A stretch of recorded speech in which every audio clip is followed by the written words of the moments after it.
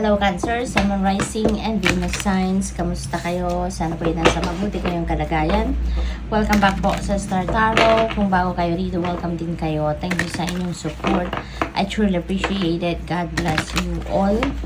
Cancer, pauna mensahe ninyo. Ito na yung mga tumalon kanina pa. We have romance. Ayan. So siguro, your focus at this time is your romantic relationship, no?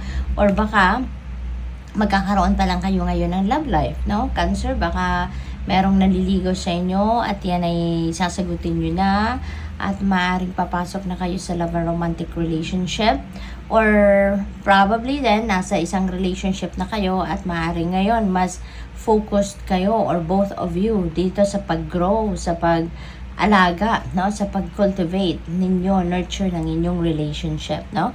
Baka merong pag-uusap dito of leveling up your commitment na, no, with your person. Yung second card ninyo is listen to your intuition. Okay?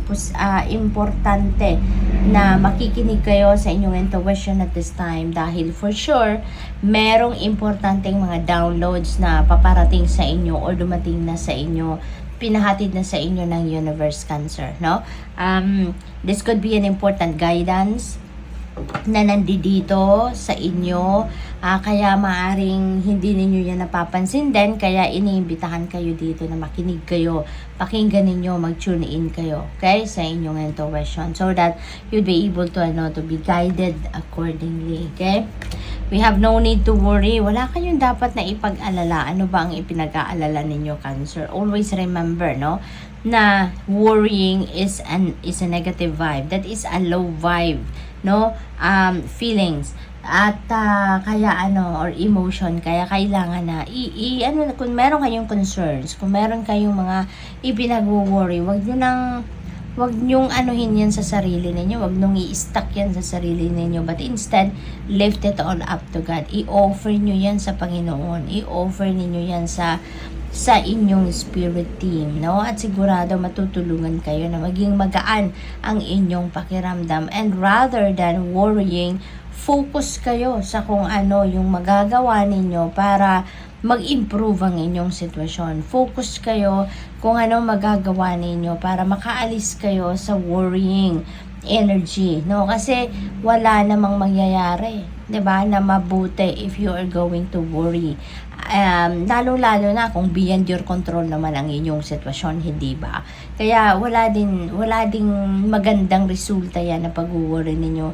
Instead, that is going to attract more situations sa buhay ninyo na ipag-worry nyo pa. Kasi, di ba nga, like attracts like. Kaya kung lagi kayong ganun, yun talaga ang dadating. Yan ang mas marami pang dadating sa buhay ninyo. Kaya, be positive, okay? Instead of worrying, think about what you can do, no? Para makaalis kayo sa ganyang sitwasyon. Ask your angels. Ayan, hingi kayo ng tulong sa inyong mga angels. Ask for help, 'di ba? At i-offer ninyo yan, no? As I said earlier, i-offer ninyo kung ano man ang pinoproblema ninyo, i-offer ninyo yan sa Panginoon, offer it to your spirit team, to your angels, and for sure, gagaan ang inyong pakiramdam, gagaan ang inyong sitwasyon, and you will find the solutions, no, to your problems. This is a no. Yan, this is a definite no. Hindi ito negotiable. Hindi na ito mababali. Hindi na ito mababago. This is definitely a no. So siguro, baka meron kayong kausap or kakausapin at maaring siyang sasabihan ninyo ng no. Maaring i-reject nyo kung anong proposal niya.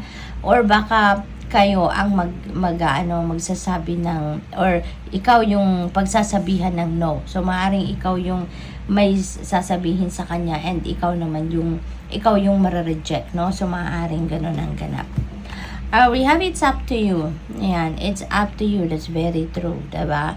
Sabi sa iyo ng spirit team, ikaw bahala. Binibigyan kita ng divine guidance. Pinapadalhan kita ng mga intuitive messages. Pinapadalhan kita ng mga symbol, signs, and synchronicities. Kung papakinggan ninyo, kung i-access ninyo, good for you. Pag hindi, well, ikaw ang bahala, diba? It's all up to you. It's your decision, yung ganon. What else we have? Ask for help from others. Ayan, so sabi ko na nga sa'yo kanina, diba, Cancer, ask for help. Okay? Maaari din na merong mga tao sa paligid ninyo na pinadala na along your path para makatulong din sa inyo, makasuporta din sa inyo, no? Kaya huwag kayong mag-alala, 'di ba? Huwag kayong mag-alala. Hindi kayo nag-iisa. Always think that you are not alone. Lagi at laging merong makakatulong sa inyo sa spirit realm, sa physical realm. Alright?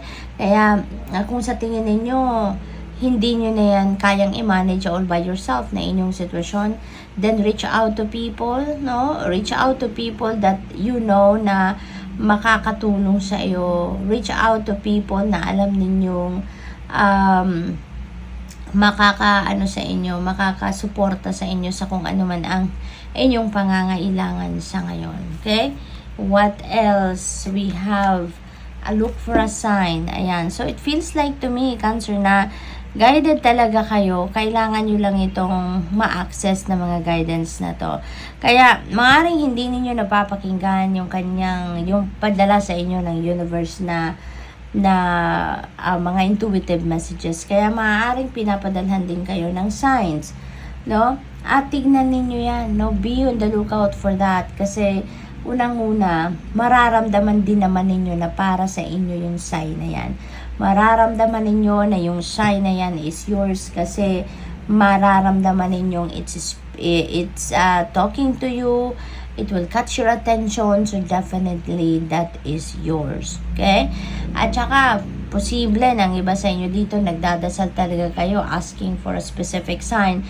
So, pag may ganun kayo, humingi kayo ng sign, talagang babantayan din ninyo yan. Kasi, ibibigay yan sa'yo. So, babantayan ninyo, maging aware kayo sa inyong paligid kasi baka nandiyan na yung sign na yun, no? Na pinahinihingi ninyo. So, good luck. Thank you for watching. Love and light. Namaste.